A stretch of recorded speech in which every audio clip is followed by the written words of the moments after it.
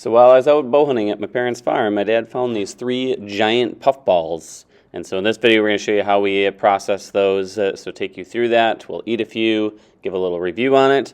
If you've ever had these before, comment below. Tell me what you did with them. Is there other things we should do? How do you like to cook them? What kind of things do you like to put them in?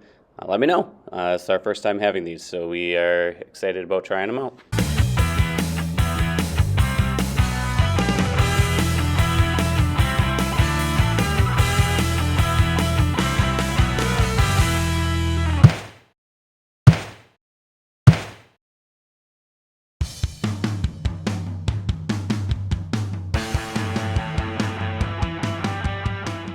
Our giant puffballs, and what Bradley is doing here is he's peeling off that outer skin layer.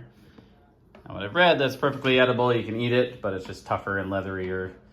So we're taking that off. We're slicing this into steaks and freezing it. So you can see this one here has already been peeled.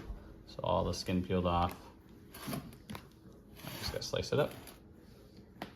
That skin is it's pretty cool. Piece of skin. It's crazy. All right, so we got this puffball peeled. Now we're slicing into chunks that are about a 1/2 inch, a little over 1/2 inch thick.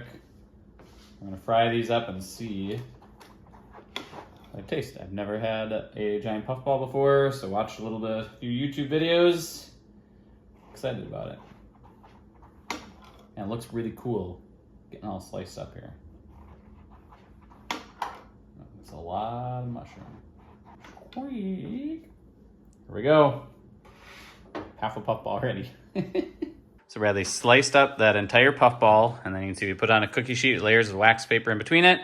We're just stacking it on there. We're gonna take that down into the freezer, and we will freeze them, at least get them partially frozen, and then we'll put them in bags and freeze them that way. Again, this isn't something we've tried before, so the hope is that they don't end up sticking together, and we're gonna have a meal. One of these chunks are pretty thick chunks. We can take that out, thaw it one piece, dice that up a little bit, and put that into whatever we want to put it into. How hard was it? Really not hard at all. Yeah, it's actually pretty easy. It's kind of fun peeling off the skin. Way easier to process than some mushrooms that we get that have bugs and things on them, and so you gotta wash them and all this kind of stuff. This is just a lot of good mushroom going on there. All right. We took one of our slices of puffballs, broke it in half, just frying it in butter with olive oil and a little bit of steak seasoning.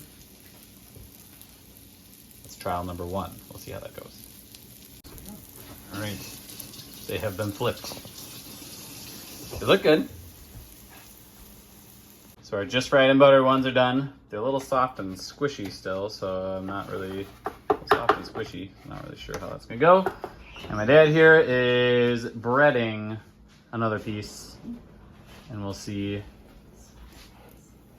how those turn out. Whipped up a couple eggs, dipped them in that. I'm using cracker crumbs and a fish fry, actually. With that, with a little seasoned salt. That's the way I would do my fish if I was doing them.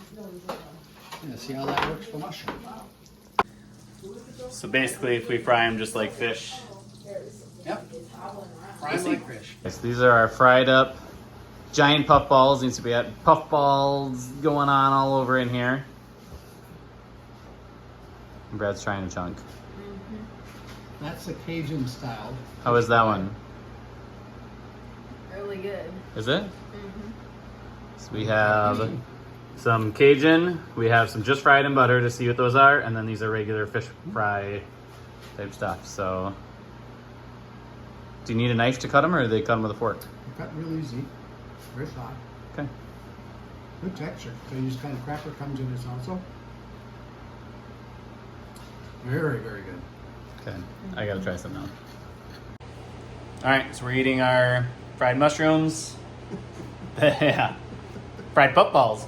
And the opinion here is that the batter fried ones to eat alone are really, really good. They don't taste like mushrooms at all. Even the ones that were just fried in butter don't really have a mushroom flavor. So if you don't like mushrooms, this might be a good one to try. They just kind of taste like whatever seasoning you put on. It's good. Excellent. Oop, I isn't looking at you yet.